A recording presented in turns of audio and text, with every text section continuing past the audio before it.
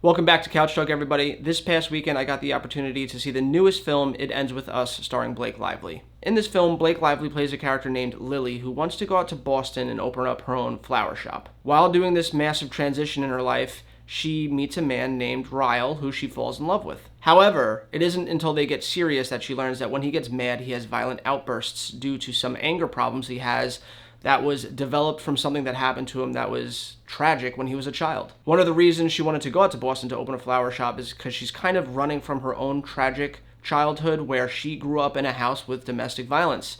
Now she has to navigate these waters of being in love with a man that hurts her when he gets angry. On top of all that, to further complicate her life, somebody that she was in love with in high school reappears in her life when she figures out that he owns a restaurant that's kind of close to where she lives. And now she has to juggle both owning her own business for the first time in her life, being in a relationship with someone who she loves, but they're hurting her, and having to deal with the resurfaced feelings that she has for this guy that she used to love in high school being in her life again. I don't want to spoil anymore, so without saying anything else, I'm going to touch on the fact right now that I have not read the book. I'm judging this movie as a movie. I have no source material to relate it on. I know that some people that read the book don't like the movie. Some people that did read the book love the movie. Just know that everything I'm basing this off of is just from what the movie's telling me. When I first read the headline in Deadline, I believe it was, or the Hollywood Reporter, that this movie was coming out, I was like, oh, a glorified big budget Lifetime movie. At least that's what the headline made it seem like it was going to be. So I kind of brushed it off, not thinking anything of it. But this movie isn't so much a romantic comedy as much as it's a romantic dramedy. There is some humor in there, but it's way more in the drama aspect of it. And I think that worked a lot in my favor for this movie. This movie at its core is really about how much someone is willing to take in an abusive relationship, how far love can hold a broken relationship. They do a really good job getting you to like this Ryle character and showing all of his endearing sides. He's funny, he's smart, she thinks he's handsome, he's got a good job, they have a good time together, but there's this one little thing about him that makes him not the perfect guy, and that's that when he gets mad, he has these outbursts, and sometimes they lead to her getting hurt. And how do you deal with that in a relationship? There are millions of people across the world that are in violent relationships and they feel stuck and they feel that it's easier to just stay and accept them for who they are than to leave and start new.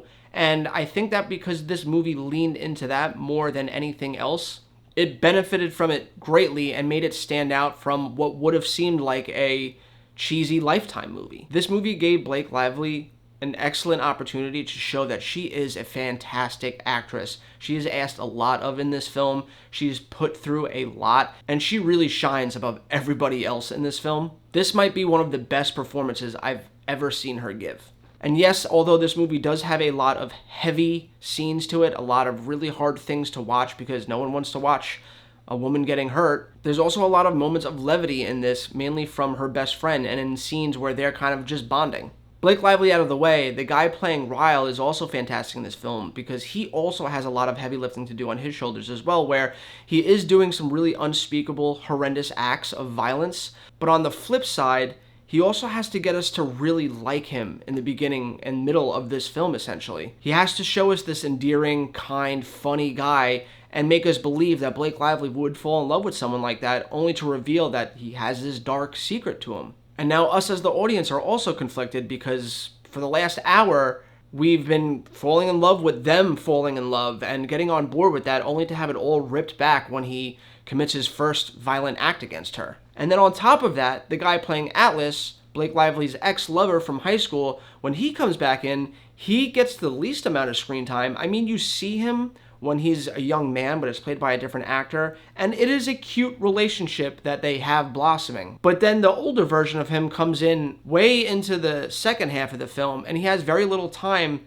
to get us on board with him wanting to get back with Blake Lively, but the backstory that they lay out for him makes it so easy for us to be like, yeah, he's the one that we gotta root for here. I don't know who that actor is, I've never seen him in anything before, but he plays a really compelling ex-lover in this film, which again, this movie could have felt like a cheesy three-way love triangle film, but it doesn't. It all felt authentic All the characters felt real. All the motives felt real. The reasons why Blake Lively is traumatized by her childhood is very real. I've seen people go through it. The reasons why Ryle's character has violent outbursts is something that I myself in my head was like, what would I be like if that happened to me when I was a child? It's compelling. And then the same thing with why Blake Lively's relationship with the guy from high school ended was also really sad and tragic. And the fact that he hasn't stopped thinking about her since the last time they saw each other when they were kids is really compelling. It's all really compelling. The story here is really well done. I love the fact that it touches upon how horrifying domestic violence could be and how sometimes we as people can be blind to just how bad our own situation is because we love somebody, and how sometimes we need to learn to let things go and not just be complacent with being treated poorly. The only problem I have with this movie is a lot of the times where Ryle's character gets frustrated and reacts violently is because he learns of things from Blake Lively's past that could have been avoided if she was just honest with him from the jump. And she also never explains herself in a situation where he's questioning her. Like, there's a scene where he finds out about something. He learns of a phone number that's in the back of her phone case. I won't say anything else. And instead of sitting there and trying to explain herself and that it didn't mean anything, she just kept saying it doesn't mean anything. But she wouldn't explain the events that led to her getting that number. And if she just did stuff like that and explained stuff to him, or she just explained like, hey, that guy that we just ran into, that was our bartender or whatever, that's my ex, maybe we shouldn't come back here anymore. She hides it instead because she's afraid that he's going to flip out, whereas he probably would have been like, okay, we just won't go back to that restaurant anymore. But then that leads them to the scenario of him going, we're going back to that restaurant, and she doesn't want to tell him why she doesn't want to go back there, so she just doesn't say anything, and then that leads to a violent altercation that you actually see in the trailer. A lot of this movie could have been avoided if Blake Lively just simply explained herself to him, but she never did, and it felt kind of lazy. It felt like they needed a reason to put them in these situations where there would be these violent outbursts. But that being said, outside of that, this movie tackles a really difficult subject matter, and I think it tackles it really well. It makes us believe the love that she has for both Ryle and Atlas. It does not feel like a Lifetime movie. This definitely feels like a really cared for and well executed film by everybody across the board. Also, I do want to say this. I heard that there was some turmoil on the set of this film with Blake Lively and the director, who is also the lead actor in Ryle in this film.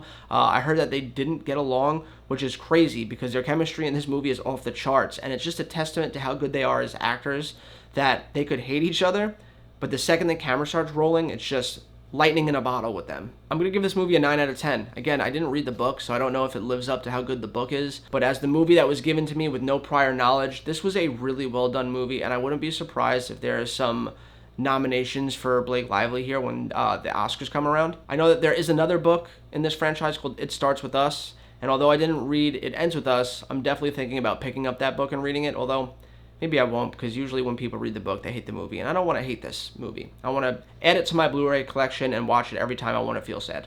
Anyway, let me know what you guys think in the comments down below. Have you read the book? Have you seen the movie? If you did read the book, did you hate the movie or did you love it? I'd love to talk about it down below. And as always, guys, I'll catch you next time.